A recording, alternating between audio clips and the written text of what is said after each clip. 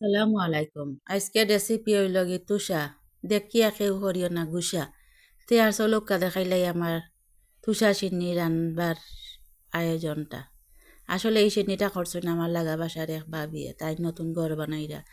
তো সিন্নি করছেন আমার হইলে রান্ধিয়া দিতাম। আসলে সিন্নি তো আল্লাহ খাইতা না, যার যতক্ষণ তৌফিক আছে ও অনুযায়ী করবো সিন্নি। আল্লাহর বাস্তে আল্লাহর রাজি খুশি হওয়ার লাগে সিন্নি করয়। তো যাই হোক, আমার ভাবি আনছেন আধা কেজি, মানে 210 টাকার বাজার।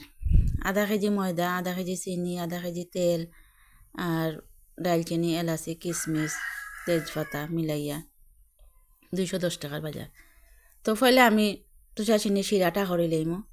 আমি আধা কেজি ময়দার লগে দিছি 1 পোয়া পানি, আর আধা কেজি চিনি থাকি তো পানি এমনিও সারব।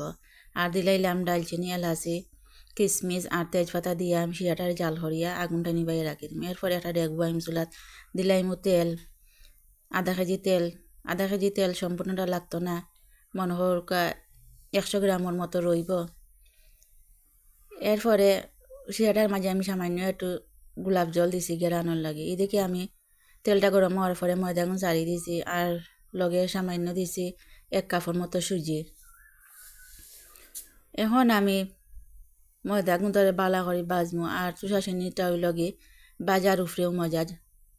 ময়দাটা যত কালার বেশি সুন্দর হইব, চিনিটা তত বেশি দেখতে সুন্দর হইব, আর খাদ্য মজা হইব। এরপরে আমি ময়দাগুন বালা করে বাজার পরে দিলাইমু চিনির শিরা আগুন।